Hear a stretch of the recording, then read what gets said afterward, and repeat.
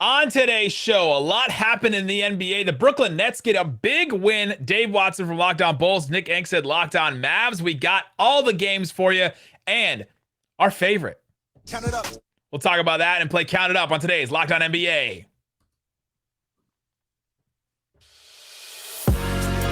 You are Locked On NBA, your daily NBA podcast. Part of the Locked On Podcast Network, your team every day. And welcome. You are locked on to the NBA. My name is Nick Angstadt, host of the Locked On Mavericks podcast. Thanks for making Locked On NBA your first listen every single day. We are free and available on all platforms, including YouTube, where you can subscribe to this channel. You can subscribe to our channels, Locked On Mavs, Locked On Bulls. And joining me, as always, on Thursday, host of Locked On Bulls. What you got for me, Dave Watson? I got nothing but sadness because my team got beat up today. So, yeah. Well, misery loves company here today on the show. I couldn't do it without you, Nick. I couldn't do it without you. Yeah, both of our teams getting losses. But let's start with we're breaking down every single game in the association. Hopefully we won't miss one like last week. The Brooklyn Nets against the Chicago Bulls. The Brooklyn Nets get the win. Finally, they get a win against a good team, an elite team in the NBA. But the Brooklyn Nets win 138-112. Dave, does the final score give us a good enough picture of what this game was like? Yeah, it was a beating. And it started in the second half, I would say. It was tied at 71. From that point on, they went on a 42-8 run. That's crazy. Yeah. Now I did you heard me correctly. 42-8. Kevin Durant, James Harden, and Kyrie Irving just showed why, they're the cream of the crop. Like, it was just the stars came out for that game, and the Bulls didn't really have anything for them. Derrick Jones Jr. went down very early in the game, like the first 35 seconds into the game. I hope he's all right because it didn't look good. That knee injury he went down with did not look good at all. So we're hoping to hear some good news, maybe a sprain or something like that, but it didn't look right. After that, we had to bring in Alfonso McKinney. I know a lot of you all just said who, and I understand. But Alfonso McKinney came in, and after that, Kevin Durant was like, ooh, lunch. He just completely went to work on him. James Harden was just incredible also. He was classic James Harden. So, something we haven't seen in about a full year, I would say. He looked like himself. I believe he had 15 or 16 assists along with the points that he scored, man. But yeah, they came and they dominated the Bulls. That's just what happened. You've watched this Bulls team every single day. You follow this team really closely. Obviously, you've seen this Nets team from afar, like gain stars and then lose stars and now gain a third star back again. Are these teams in two separate tiers? If you're going to tier the East, or you still put the Bulls up there with the Nets as like the top teams in the East right now? Oh, I mean, their record says it is that they're up there. So I'll have to stick with that. When the season started, I had the Bulls at about the 6th seed because I thought that's where they would end up at. I didn't expect it to gel so quickly as it's jailed for them. And great. It's been awesome to watch it. It's been amazing. I enjoy being wrong about all of that. That's awesome. But I still feel the same way I felt going into the season, that you still Milwaukee is still the Nets. Philly still worries me, and Miami. And after those 4 teams, I think that's kind of where the Bulls come in at. But the difference is on this one is I knew Alex Caruso wasn't there, and he's a huge part of that defense. And I know Javonte Green wasn't there. He's our starting forward for a reason. So they were missing some pieces, and that's not to say it's an excuse. It's just that I know that they were missing those key pieces for them, and so they didn't look like themselves when they were playing the net. But yeah, I'd have them in just outside the top 5, if not in the top 5 for sure.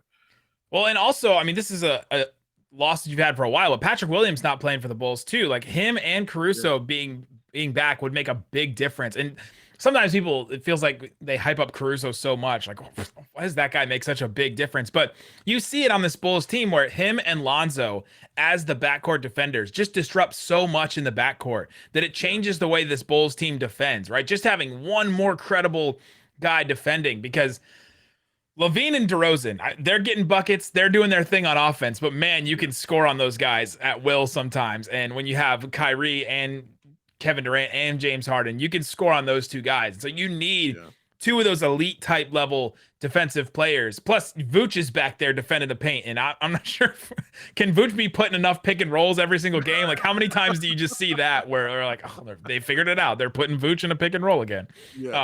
But you have to have those two elite guys at a spot, or else, I mean, you're starting Derrick Jones Jr. Like, okay, he's fine, but he's not on Caruso's level defensively, and it just changes a lot for this Bulls team defensively. Yeah, and you see it. Like, you're watching it. The past 2 weeks, it seems like they're giving up 110 and 115 points like every single game. They're really struggling defensively. They've dropped to 22nd in defense. Like, when they came in, they were top 10 in both offense and defense.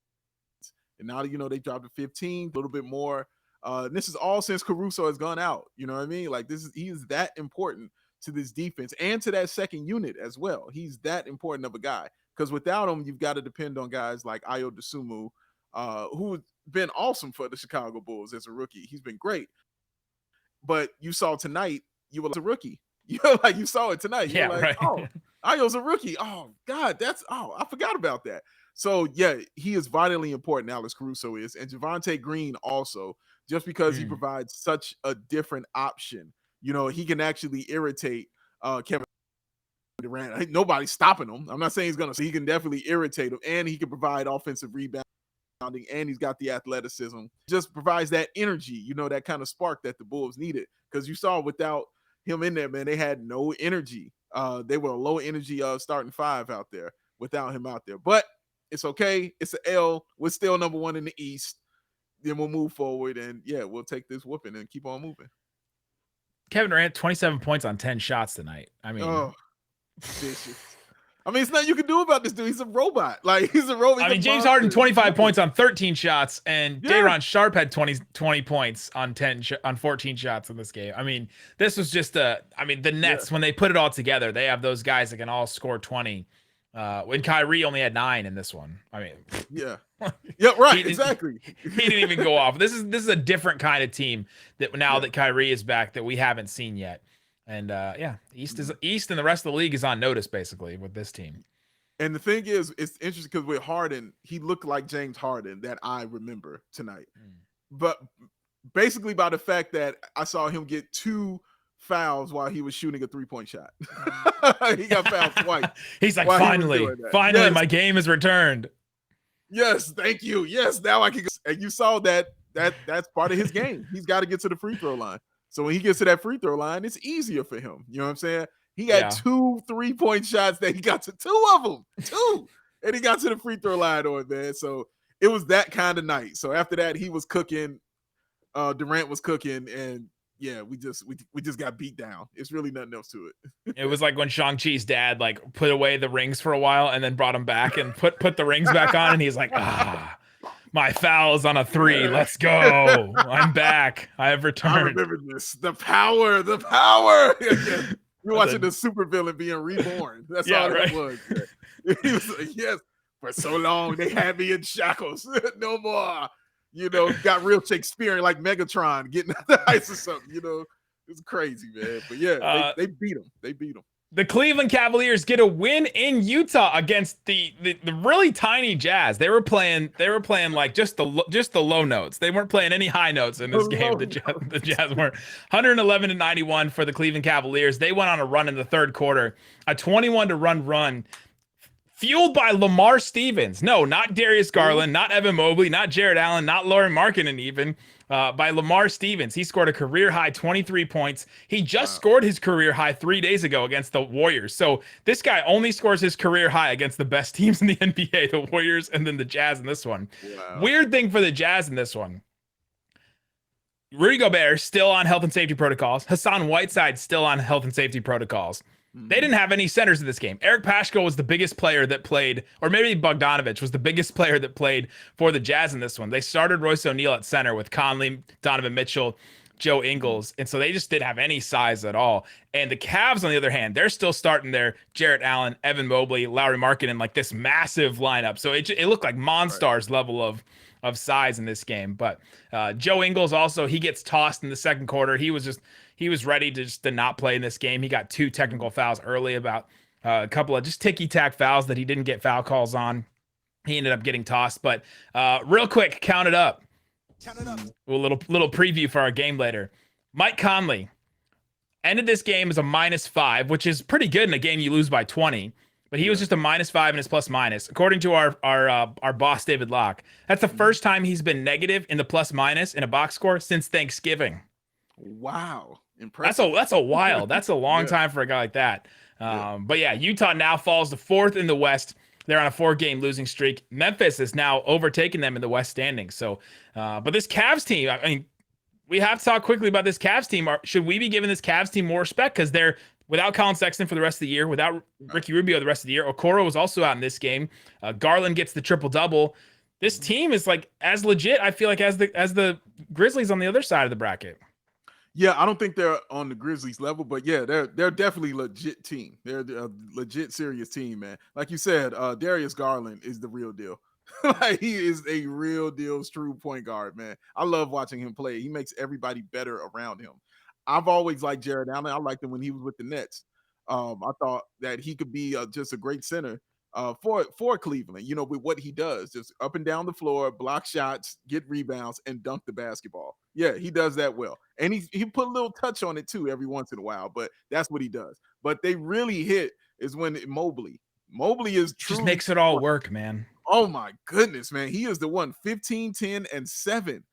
Assists. We have to say assists because you don't know if it's steals or blocks or, you know, if you put them like together. But yeah, 7 assists for him in this game. Like, that stuff is insane, man. And again, another rookie that we're talking about here that just doesn't look like one. You know, he's so smooth, man. And he understands how big he is and uses his size well, but yet he's got that touch and he's got that finesse to his game also, man. So he reminds me a lot of Chris Bosh when I watch him play, man. That's what I think of when I look at him. But yeah, Chris Bosh was like a monster defender. Right, exactly. Yeah. I mean, he wasn't trash, you know, but I feel you. But monster is different. Yeah. And let me tell you, the tallest player, though, for the Jazz, it was Joe Ingles, because Joe Ingles is 6'8".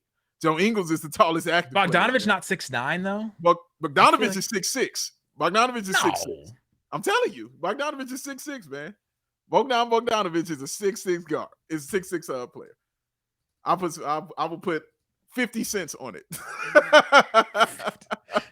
Oh, Basketball Reference listed him at 6'7". Didn't we do the right there? Right there. Didn't we just do the audit on players that needed to like have the correct heights a couple years ago? Like when they did the like JJ, they're like, no longer will JJ Barea be listed as 6 feet anymore. We have to rectify this. All right, coming up, we got more games. We got more games. Ben Simmons, maybe packaged with Tobias Harris. We'll talk about maybe some of the packages they could send out, where that rumor came from, and got all the rest of the games to talk about. Speaking of counting it up, prizepicks.com has you for everything you need for daily fantasy. We've been telling you about Prize Picks for months. If you haven't signed up yet, it's time now, because you have the NFL playoffs, you have the NBA still going on, you still have some college basketball you can put down some money on.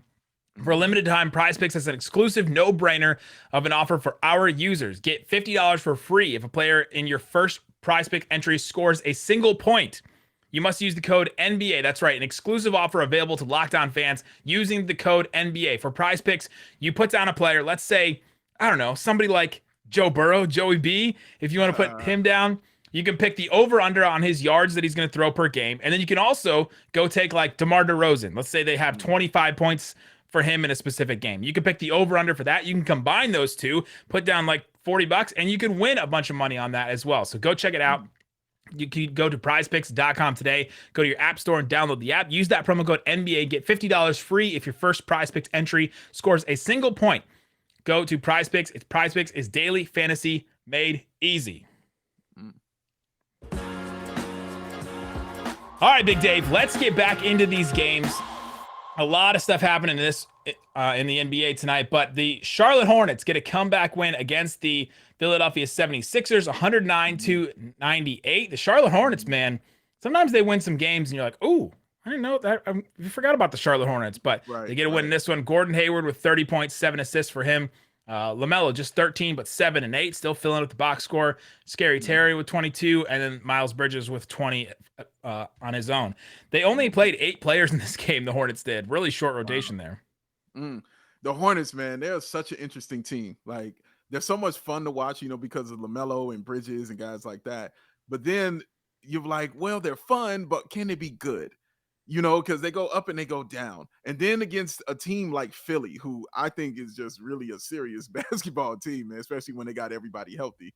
When they're going against them and it's close, and then they just break it open against them, and then they don't lose the lead because, of course, Philly is that good of a team. They're going to come back on you. If you break it open in the third quarter, I don't care if it's a 20-point lead. They're going to come back on you. You got Curry out there. You got Harris. I mean, it's just what it is. But they stood that wave, man, and they got in there and they continued to play great basketball and continued to just frustrate them on the offensive end. That's the reason they won that game. They were frustrating on the offensive end. And here's something I heard that was weird. That was really weird to me that I heard. Not one Charlotte Hornet on the roster had ever won in Philly until tonight. As a Hornet, or just like in general in their career? In their career, not one Charlotte Hornet on the roster had ever won in Philly until tonight. That's how it was said. That is crazy. So they exercised some demons right there. I get that victory, man, in Philly.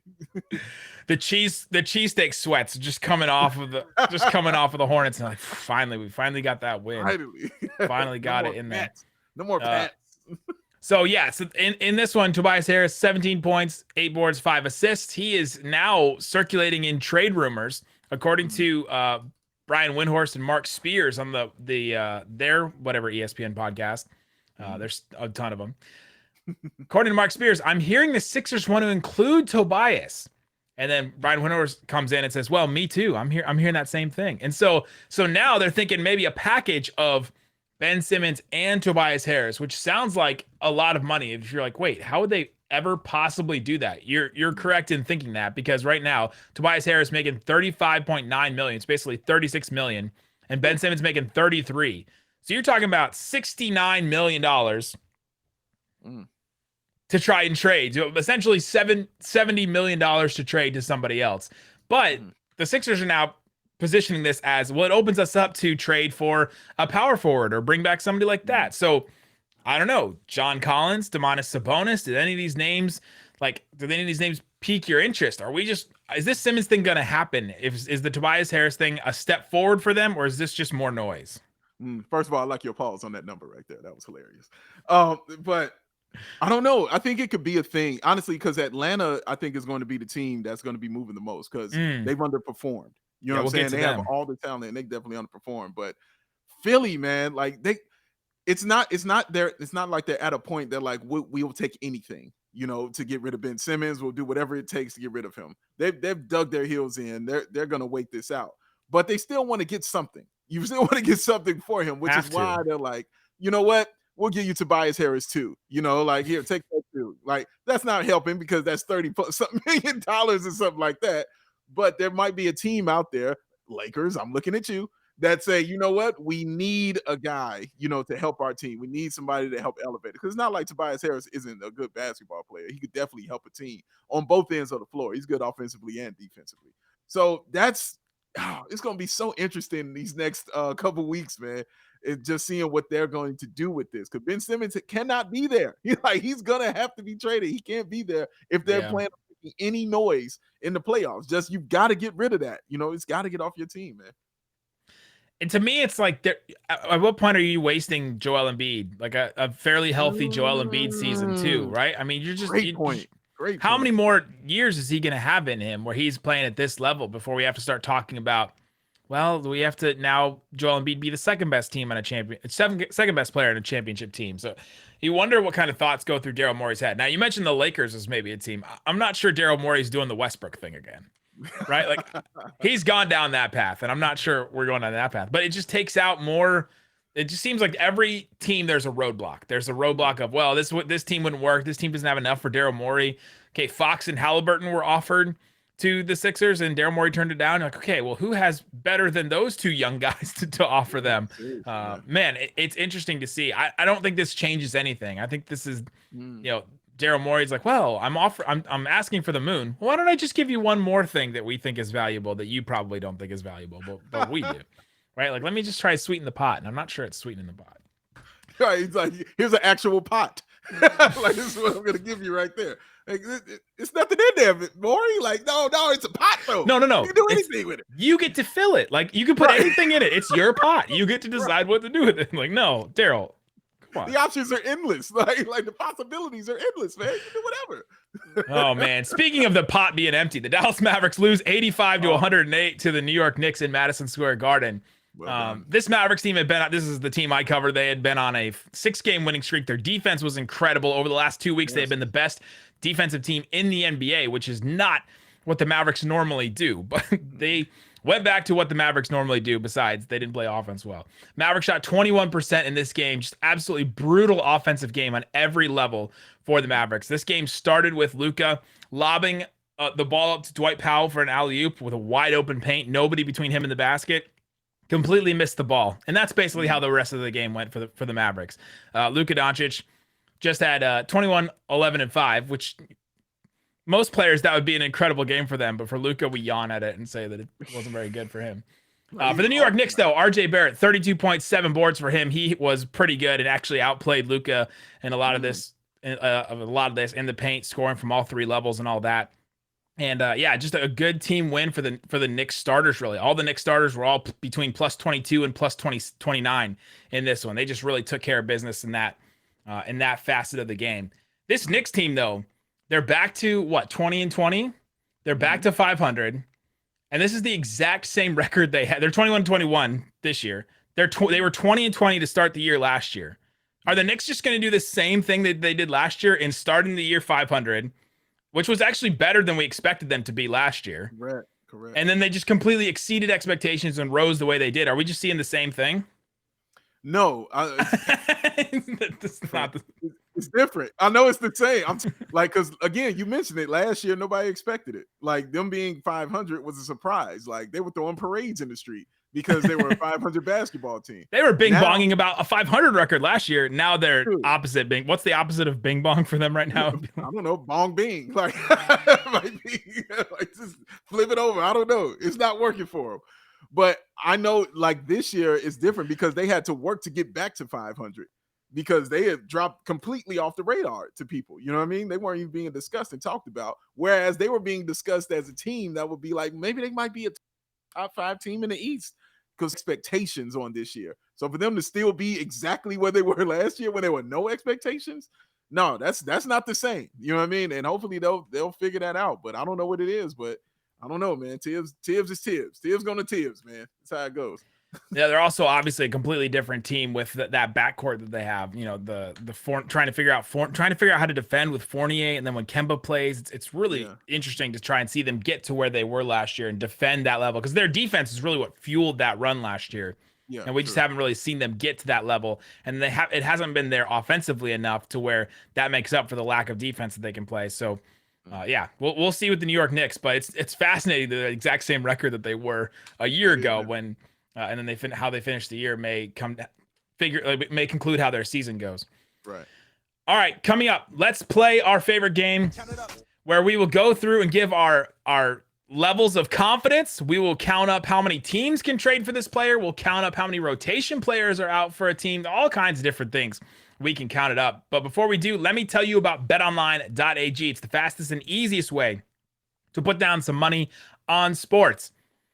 If you feel like you're like in the NFL, where are your Chicago Bears? They're not was in that this? even necessary? Was it even necessary? Like, I mean, my whole everything was open right there. If you want to bet on a team that actually made the playoffs, Cincinnati Bengals, a 5-point favorite against the Raiders.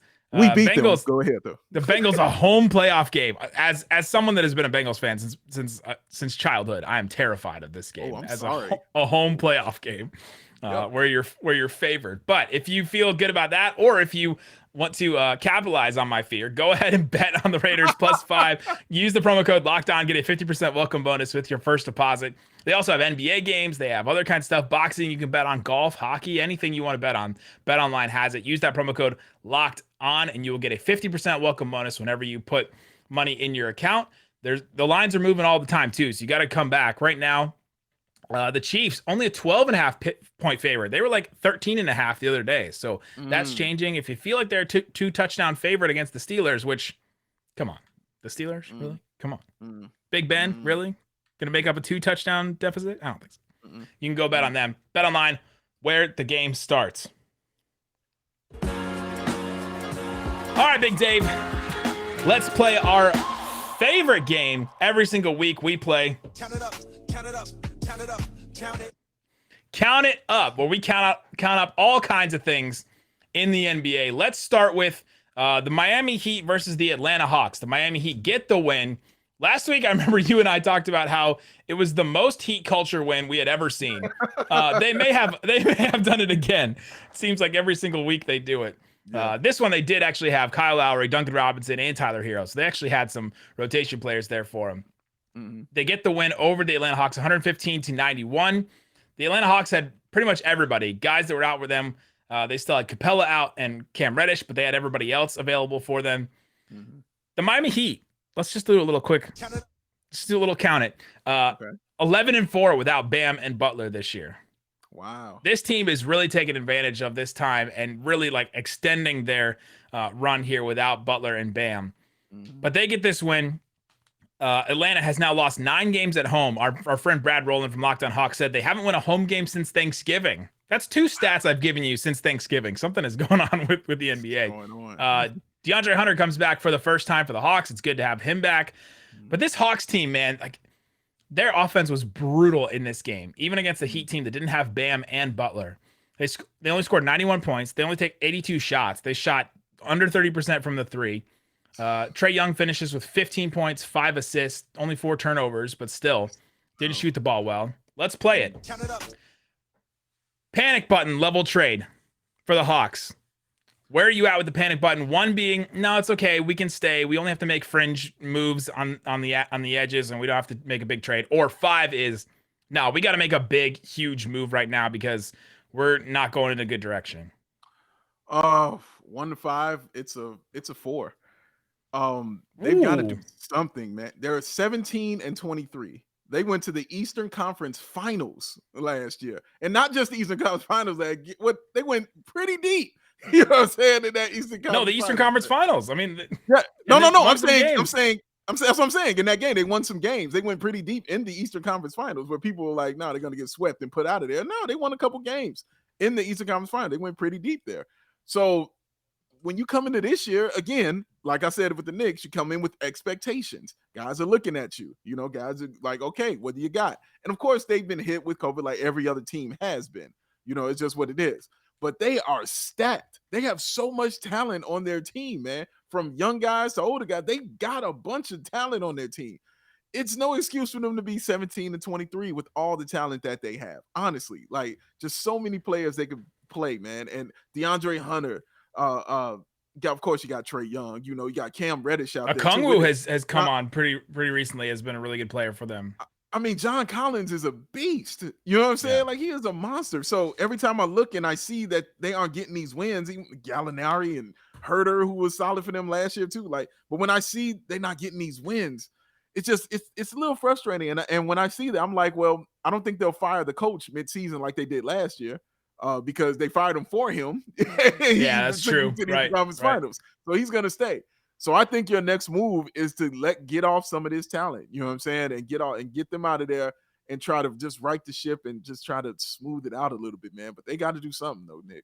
Yeah, I think I'm at a 3. I feel like they need to consolidate. I'm not sure it's a panic level. I feel like there's other problems that they can address with, you know, just it's like players showing intensity and players just, you know, like showing up to play kind of. But I do think they do need to make some kind of move and consolidate some of that talent, like you said, because they got a guy like Cam Reddish who wants to be one thing and isn't playing the way that, you know, the Hawks want him. And you got to send him somewhere else and take advantage of that talent, because if he's just going to keep playing like this, then, you know, it's not going to, his value is not going to go up really. No, the way he's been playing lately. Didn't play in this game, but still. So yeah, that's where we're at with them. Boston versus the Indiana Pacers. Boston gets a win in the fourth quarter. They took advantage of a lead. You should go listen to John Corrales' Locked On Now from Locked On Celtics. He was like surprised. He's like, wait, hold on. The Celtics kept the lead in the fourth quarter, and it's really weird how they've been talking about this team. But Tatum and Brown combined for 67 points. The Pacers scored 56 points in the paint and they lose this game. Just a weird one for them. The Celtics are now back to 500. So they get this win. It's kind of surprising. Good for Tatum and Brown, but back to 500. That's just not a place where we thought this team would be. And the Pacers are now 15 and 27. They're prone to move some of these guys now. But Count it up. which team are you more disappointed in? Let's just count it. I don't know, one or two. Pick one of the numbers. Boston or the Pacers? Which team are you more disappointed in compared to your expectations at the beginning of the season? Wow, that's a tough question too. But I'm gonna say two. I think you came up with it. I know, and that's why I'm giving myself credit right here. That is an awesome, tough question. It was like I surprised you with it. Like, no, you Thank you, texted me Big that one Dave. today. You're welcome, Big Dave. Good job. I'm gonna say two though, but I'm gonna say the Pacers, man. The Pacers are shockingly bad. Yeah, to me. they are, and that's what it's crazy. I mean, all the time you got Sabonis, LeVert, you got Miles Turner, you got Malcolm Brogdon, who's always like a 20-point scorer on your team. You go back and you get Lance to make them dance to interject, something into your team, and you're still losing. Holiday is a solid player.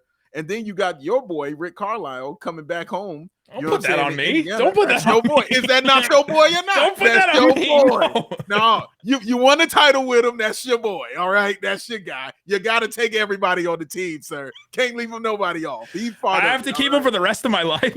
For the rest of your days, he is your guy, Rick Carlisle. He won the title. Me and Deshaun Stevenson hanging out with There Rick you go. Carlisle. Yep, him too.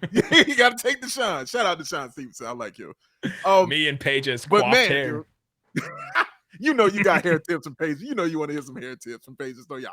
Come on now. But the Pacers are disappointing, man. And not only that, I mean, you got an all-star guy like Sabonis on your team. You got all-star caliber guy, I think, in Miles Turner on your team, man. And Karis LeVert, I've always liked Karis LeVert, man. I always thought he was a really, really excellent point guard, really good player.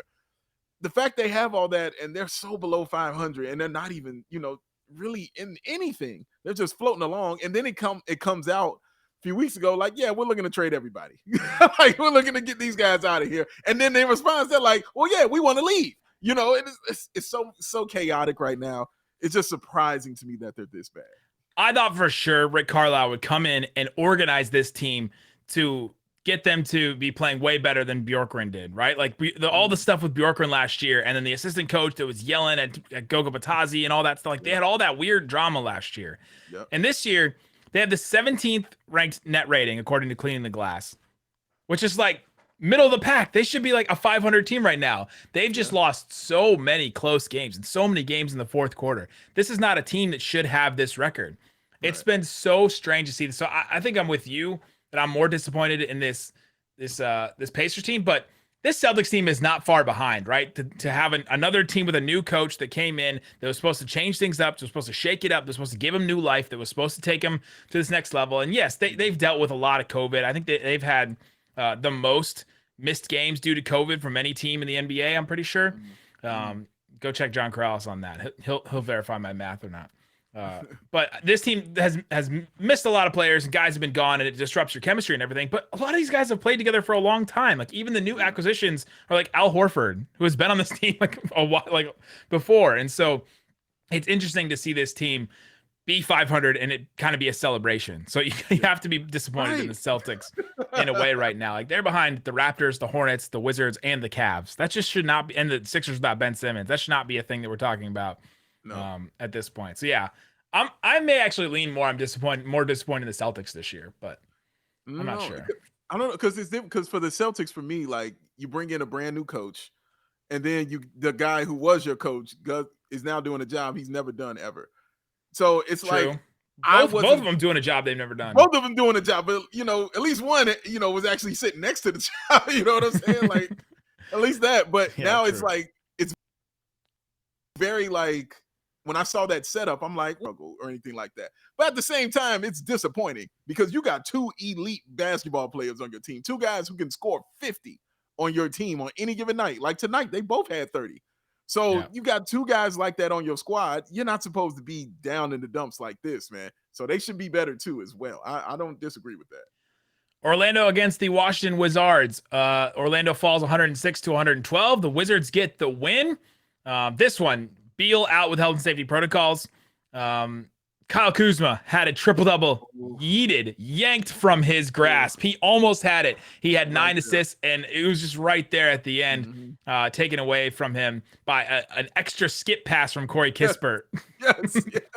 Just take the shot. Just take the shot, Corey. Rookie. Do your guy a solid on the team. Man. This was a weird one because Orlando cuts the lead to 5 with 5 minutes to go in the game.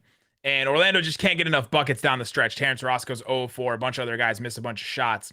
But the 13 points scored by the Wizards in the last 5 minutes to basically seal this game, all by Montrezl Harrell and KCP. Wow. They got in the altercation, and then they win the game for the Wizards the next night. Incredible comeback, I guess, for those guys. We can really make up, and we can really make this happen, the Wizards said. Make a difference.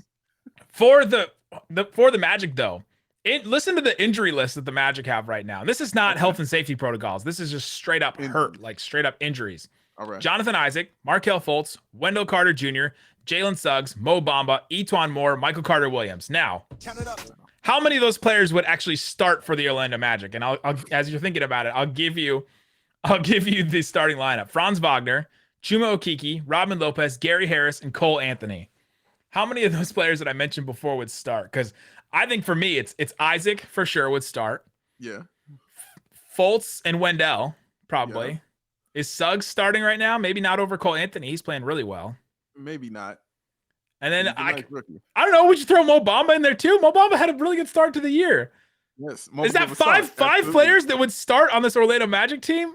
That was the number I was going to say. It's 5. Yes, absolutely. You could talk me into Cole Anthony, the season he's had, that he would play. He almost had a triple-double in this game, too. He had 19, 11, and 9. But maybe the Cole Anthony, Jalen Suggs is the one that I would question. But 5 starters basically out for the Magic. That's so crazy, man. Like, it's what happens to young up-and-coming teams right now, you know? They play hard. They're always scrappy. Every time I watch them, they're playing hard, and they're always scrappy, and they're always in every single game. But you know they're going to lose, because they don't have, that guy on their team yet, because they're so young. They haven't figured out how to win yet. They're still learning. And so when you're going through that, you're going to get those injuries also with that. I know this well because I watched it for 4 years here in Chicago. I know exactly how that looks. And this is exactly what it reminds me of, just that scrappiness, that toughness.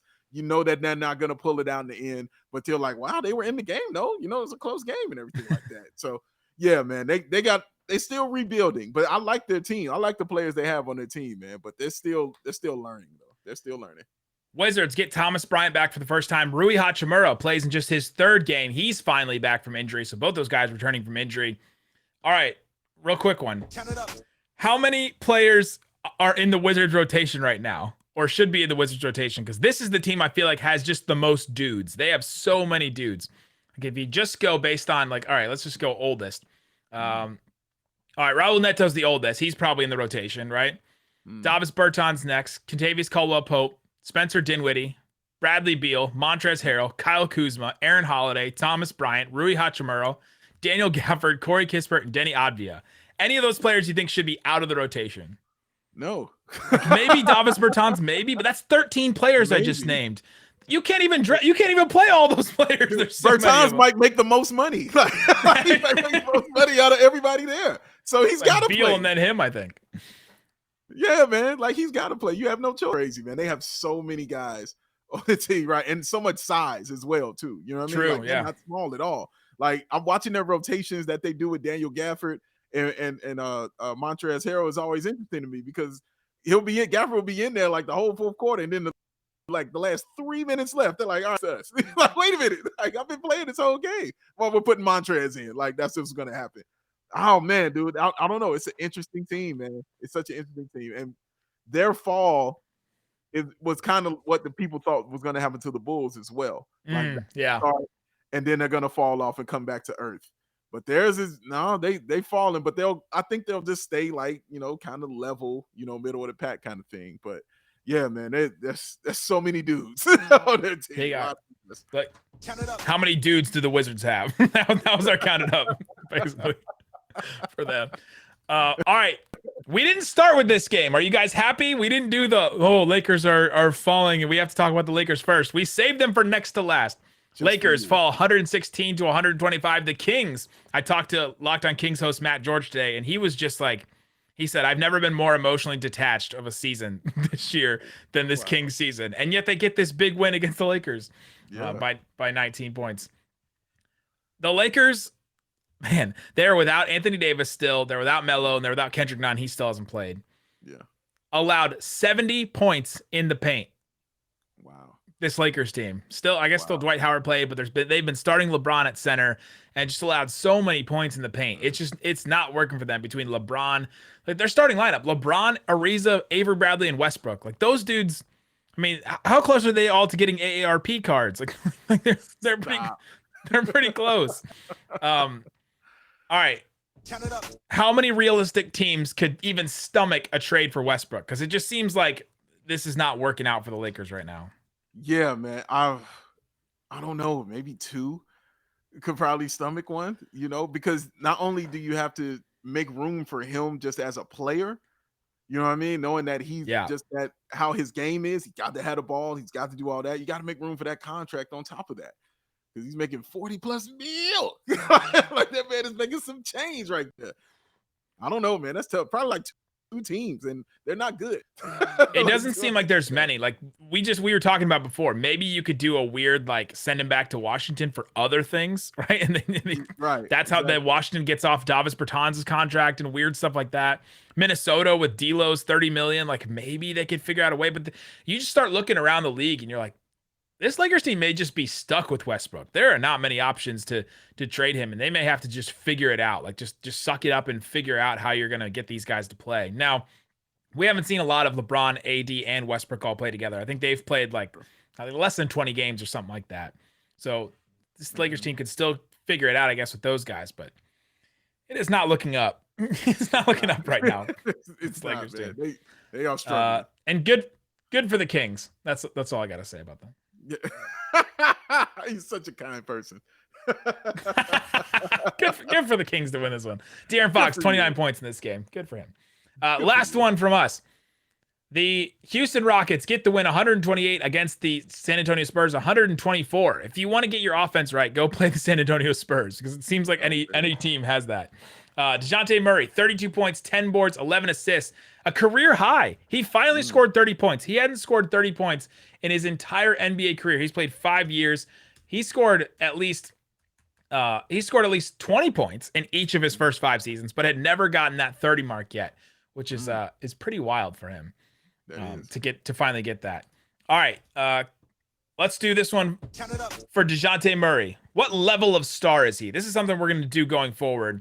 You got 1 to 5. So a 1-star player is they're starting to get there. They're starting to become a star. Maybe I would put Cade Cunningham there right now. He's starting to become a star. You're starting to see it in some games. He has the potential. A 5-star is Kevin Durant or Giannis. They're there. They're 5-star stars right now. What level of star is DeJounte Murray right now? Is he just getting there as a 1, or is he maybe even higher now? I say 1.5. We're going 0.5 stars. I'm going 0.5s, baby. That's right. We're going 0.5s out here.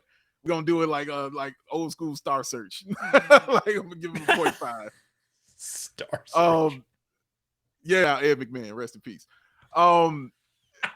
Man, because look at his numbers though. His numbers tell you that he's right there on the cusp of it. Like you said, the 18, what is it, 8 and 8? That he's 18 points a game, 8 boards, 9 assists per game, 2 steals per game, leading the league.